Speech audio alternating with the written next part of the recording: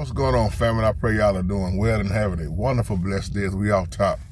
Give the Most High Yahuwah all the honor, the glory, and all praise and worship as we thank Yahushua, the Son who hung, bled, and died.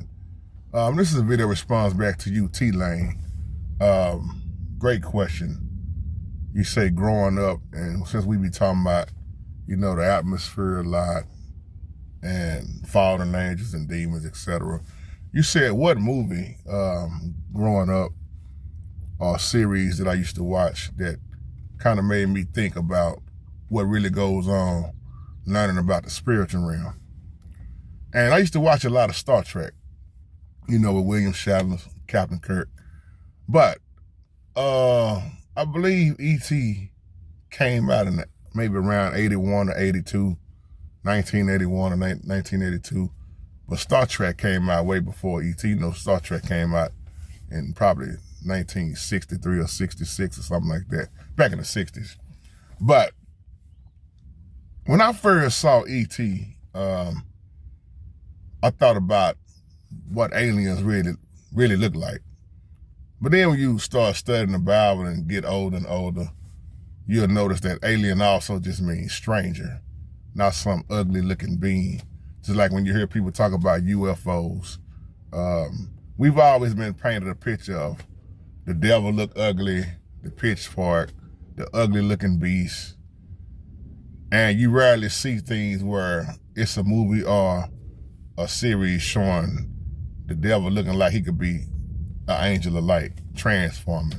Only one movie I ever seen like that, it was called Crazy as Hell. I did a recap video about that years ago. There's a movie came out called Crazy as Hell, and that's the only movie I've ever seen where they had Satan playing a tall, handsome man, and he was at the site. Yeah, if y'all seen that movie, he was in the middle house, man, and he checked himself in. But not to jump off of that movie, but when I thought about E.T., it was more to it than I thought it was. I think that was who came out with that, I can't think of that guy's name, Spielberg. What is his name? If I say his name wrong, forgive me. But if you know the background behind E.T., he was using his own personal experience of his life. When his family, his parents got divorced, the childhood trauma, the being lonely. So that's why he wrote that E.T. movie. But when I started thinking about the universe, this alien being stranded on Earth, and then he runs into the home, they try to keep him hid. What's the little boy named Elliot? But if you look at it, Elliot was trying to deal with his parents going through divorce. Elliot was trying to cope with his daddy, the losing of everything and trying to deal with that as a child. So as he got close with E.T., E.T. trying to figure out how to live on Earth. But then what happened with E.T.? E.T. gets sick. He get very ill. E.T. fall hard. E.T. realized he really couldn't live on Earth. See, that part right there is what made me start thinking about what's really above and what's really below.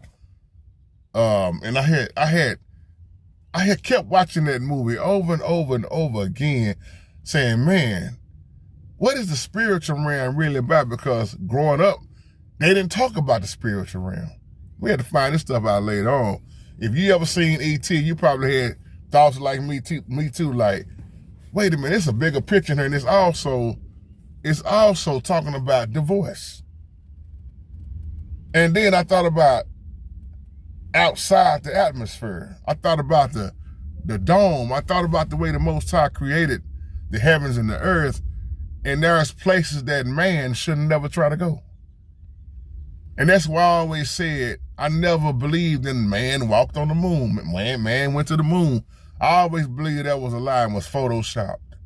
They never really had proof. You look at NASA, not a straight answer, things that they were saying. But when you look at the plot of that movie and the childhood of little Elliot, his loneliness he was going through, he was in a broken family. He was missing his father. And another thing I get out of E.T. and Elliot is some kind of friendship You know, it's just like that little movie that came out with Megan. Then they made another. That little girl, mom had died, you know, and the auntie, whatever her name was, made that robot. That robot became her best friend. Just like you look at Elliot and E.T. And you see the pattern with these movies. They trying to show you something. They ain't trying, they doing it. But you realize how they always connect the movies with the spiritual realm. Even when you go back to cartoons like the Jetsons, I always said way back then, the Jetsons, man, was showing technology. I believe in the Jetsons, they already had an iPhone. It was some kind of notepad. They had a notepad, showing a notepad in the Jetsons way back then. Now look at when the Jetsons came out. Look at the technology they were showing in that cartoon. That was more than just a cartoon. Another one of my favorite cartoons was Inspector Gadget, Go-Go Gadget. I used to watch stuff to really get the meaning out of it. But it was something about, just to answer your question as I wrap this video up, it was something about that movie E.T. that really just stuck out to me when I started really looking in the spiritual realm. And then also I had to mention Star Trek. Star Trek, man, really, when you look at it, exploring the universe. And I say that to say this, how many times are they going to keep trying to truly explore the universe? They steady trying to figure out and know more than the Most High. Nobody get on that level, man. We not all knowing. But man gonna always keep digging and technology as it keeps increasing. So that's just my little 2 cents. Let me know what you think about the video, because matter of fact, in the comments section, let me know what caught your attention growing up. Was it Star Trek or whatever it could be? We used to watch Star Trek, the X-Files, Twilight Zone. I mean, 5 a.m. in the morning, I'm looking at Twilight Zone. You wasn't gonna miss me on a lot of this stuff. But X-Files was real deep to me.